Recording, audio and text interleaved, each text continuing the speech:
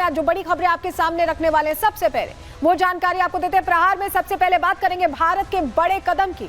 भारत सरकार ऑपरेशन सिंदूर के बाद अब सॉफ्ट डिप्लोमेसी के जरिए पाकिस्तान को वैश्विक मंचों पर बेनकाब कर रहा है। 7 सर्वदलीय प्रतिनिधिमंडलों को 33 देशों में भेज दिया गया है और भारत की कोशिश है कि पूरी दुनिया पाकिस्तान का वो घृणित चेहरा देखे जिसे वो अपने भिखमंगेपन के नकाब में कई बार छिपा ले जाता है। इस बीच भारत ने यूएन में भी पाकिस्तान की न सिर्फ पोल खोल दी बल्कि आतंकवाद के मसले पर उसे दुनिया के सामने बेनकाब कर दिया है। भारत के स्थायी प्रतिनिधि ने खुल्लम खुल्ला कहा है कि आतंकियों का सरपरस्त है पाकिस्तान। क्या कुछ हुआ है बताएंगे आपको। दूसरी खबर बांग्लादेश में बढ़ती अस्थिरता की है। अब यहाँ यूनुस के तख्ता पलट की अटकलें तेज हैं। सरकार और सेना आमने सामने आ गई। हालात ऐसे हो गए कि बांग्लादेश भी पाकिस्तान की राह पर चलता दिखाई दे रहा है और अंतरिम सरकार के प्रमुख मोहम्मद यूनुस ने अपने इस्तीफे का इशारा दे दिया है। लेकिन ये इस्तीफा है या तख्ता पलट, बड़ा सवाल यही है। तो क्या 9 महीने बाद फिर उसी दोराहे पर खड़ा हो गया है बांग्लादेश? पूरी जानकारी इस खबर पर आपको देंगे। तीसरी खबर इंदौर से है और ये खबर हर माँ बाप के लिए जरूरी है। आंखों में हजारों सपने लेकर और भारत के लिए ओलंपिक मेडल लाने का सपना लेकर मध्य प्रदेश के इंदौर में जो लड़कियां ड्रीम ओलंपिक शूटिंग एकेडमी में तैयारी करने जाती थी, वहां जिहादी सोच वाला शूटिंग कोच मोहसिन खान उनके सपनों के साथ खिलवाड़ तो कर ही रहा था, साथ ही अपनी गंदी हरकतों का शिकार भी बना रहा था। शूटिंग एकेडमी चलाने वाले जिहादी कोच ने करीब 100 लड़कियों को अपना शिकार बनाया। इस पर भी बड़ा खुलासा करेंगे और आखिर में बात होगी देश में फिर से बढ़ते कोविड-19 केसेस की, क्योंकि अब फिर से डराने लगा है कोरोना। दिल्ली, हरियाणा, केरल और कर्नाटक में नए केसेस सामने आ गए हैं। नया वेरिएंट आने से लोगों में दहशत है। एडवाइजरी जारी हो चुकी है। बताएंगे आपको क्या सावधानियां बरतें। लेकिन चलिए सबसे पहले बात पाकिस्तान पर भारत के प्रचंड प्रहार की करने वाले, क्योंकि भारत ने सोच लिया है कि अब हर मोर्चे पर पाकिस्तान को पस्त और ध्वस्त करके ही मानेंगे। सबसे पहले बात इसी की।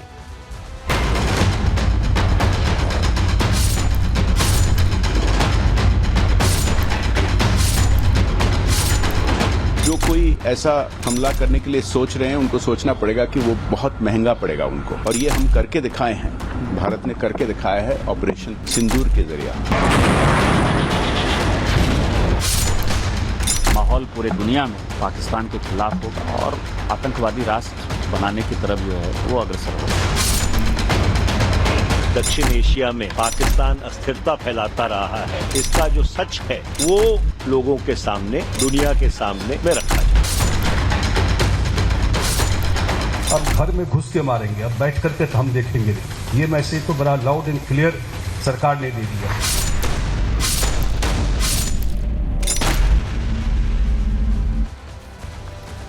भारत पाकिस्तान को हर मोर्चे पर मात दे रहा है। इससे पहले हमने ऑपरेशन सिंदूर के जरिए पाकिस्तान में अंदर घुसकर मारा, घर में घुसकर मारा, सीने पर प्रहार किया और बता दिया कि भारत अगर सोचे तो क्या नहीं कर सकता है।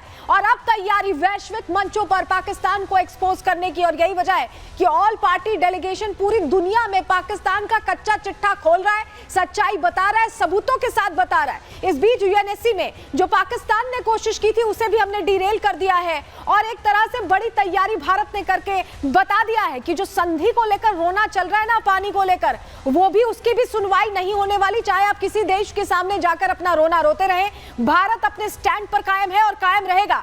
क्यों हम ऐसा कह रहे हैं, चलिए आपको बताते हैं। क्योंकि एस जयशंकर ने आपको बताएं कि क्लियर इंडिकेशन दे दिया। इस बीच पाकिस्तान ने एक और कोशिश की, हमारी नकल करने की भी कोशिश की है, वो भी बताएंगे। लेकिन पहले एस जयशंकर ने क्या क्लियर मैसेज दिया है वो आपके लिए जरूरी हो जाता है जानना, क्योंकि क्लियरली एस जयशंकर ने बता दिया है कि भारत बिल्कुल अपने डिसीजन पर अड़ा रहने वाला है। विदेश मंत्री एस जयशंकर ने जर्मनी से यह सीधा साफ संदेश दे दिया है। क्या कहा है? पाकिस्तान की परमाणु धमकी पर विदेश मंत्री ने 2 टूक खरी खरी सुना दी है। परमाणु ब्लैकमेल के आगे कभी भारत नहीं झुकेगा, ये कहा है एस जयशंकर ने। और ये बात प्रधानमंत्री ने भी कही थी, अगर आपको याद हो। भारत आतंकवाद को बिल्कुल बर्दाश्त नहीं करेगा, यह भी क्लियरली कहा है। पाकिस्तान के साथ सिर्फ द्विपक्षीय बातचीत संभव है, यानी कोई और देश सोचे कि वो इंटरवीन करेगा, मध्यस्थता करेगा, तो भारत ऐसा होने नहीं देगा।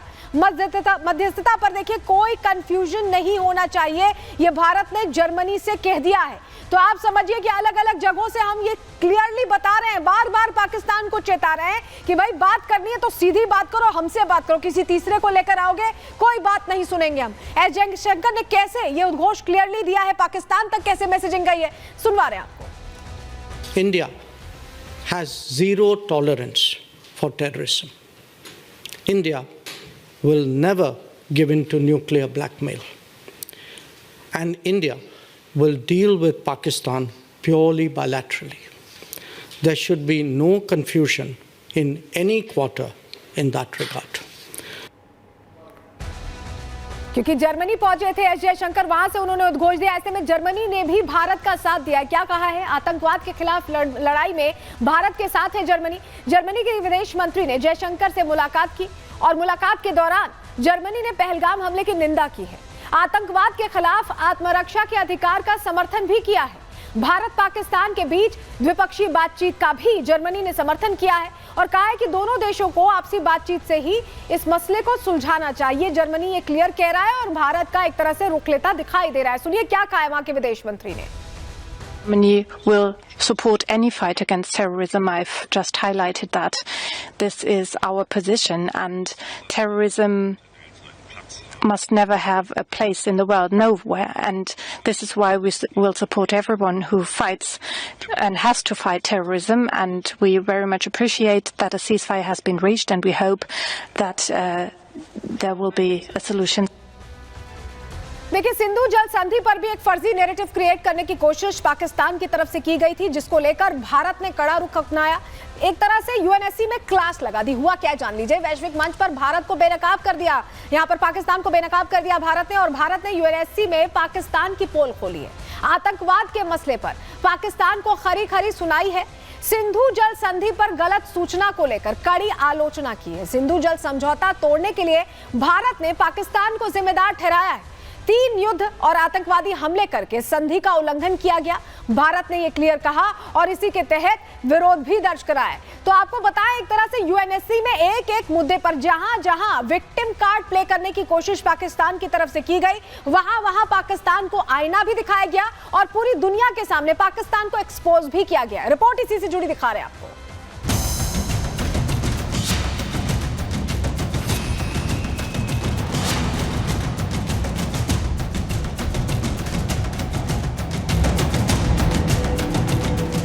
एक कहावत है कि रस्सी जल गई लेकिन बल नहीं गया, और यही कहावत इस समय आतंकियों को पालने पोसने वाले पाकिस्तान पर फिट बैठ रही है, क्योंकि बार बार कई मंचों पर भारत के हाथों पिटने के बाद भी आतंकिस्तान बाज नहीं आ रहा है।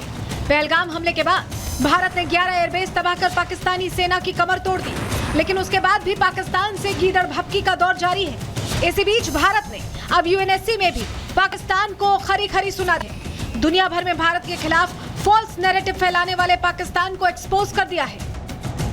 भारत ने साफ कर दिया है कि पाकिस्तान ही आतंकियों की फैक्ट्री है। इसी की जमीन पर आतंकियों की नर्सरी लगाई जाती है। यहीं से पनप कर ये आतंकी भारत के नागरिकों को निशाना बनाते हैं। यूएनएससी में भारतीय राजनयिक ने साफ कर दिया है कि जिस देश में नागरिक और आतंकी में कोई अंतर नहीं, उसे नागरिक सुरक्षा पर बोलने का कोई अधिकार नहीं। Pakistan has repeatedly used a civilian cover to advance the cause of terrorism. We just recently saw senior government, police and military officials pay respects at the funeral of noted terrorists targeted by Operation Sindoor. A nation that makes no distinction between terrorists and civilians has no credentials to speak about protecting civilians. Bharat ने पाकिस्तान को दुनिया के सामने expose करते हुए कहा कि भारत की कार्रवाई आतंक के खिलाफ थी, लेकिन पाकिस्तान ने उन्हीं आतंकियों की मौत का बदला भारत के नागरिक क्षेत्रों पर हमला करके लिया, जिसने आतंकवाद और पाकिस्तान के रिश्तों की पोल खोल कर रख दी है। The Pakistani army deliberately shelled our border villages, killing more than 20 civilians and injuring more than 80. There was intentional targeting of places of worship, including gurudwaras, temples and convents, as well as medical facilities. Pakistan से सिंधु जल संधि को लेकर फैलाए जा रहे false narrative पर भी भारत ने यूएनएससी में करारा जवाब दिया। साफ कहा कि पाकिस्तान लगातार भारत के खिलाफ आतंकी साजिश रचता रहा है। 40 सालों में 20,000 भारतीयों ने इन आतंकी हमलों में अपनी जान गंवाई है, जो खुद ही संधि का उल्लंघन है। We are constrained to respond to the disinformation being carried out by the delegation of Pakistan with regard to the Indus Water Treaty. India has always acted in a responsible manner as an upper riparian state. I would like to highlight 4 aspects to expose the disinformation of Pakistan. First, India entered into the Indus Water Treaty 65 years ago in good faith, The preamble of the treaty describes that the treaty was concluded in a spirit of goodwill and friendship. Throughout the 6.5 decades, Pakistan has violated the spirit of the treaty by inflicting 3 wars and thousands of terror attacks on India. In the last 4 decades, more than 20,000 Indian lives have been lost.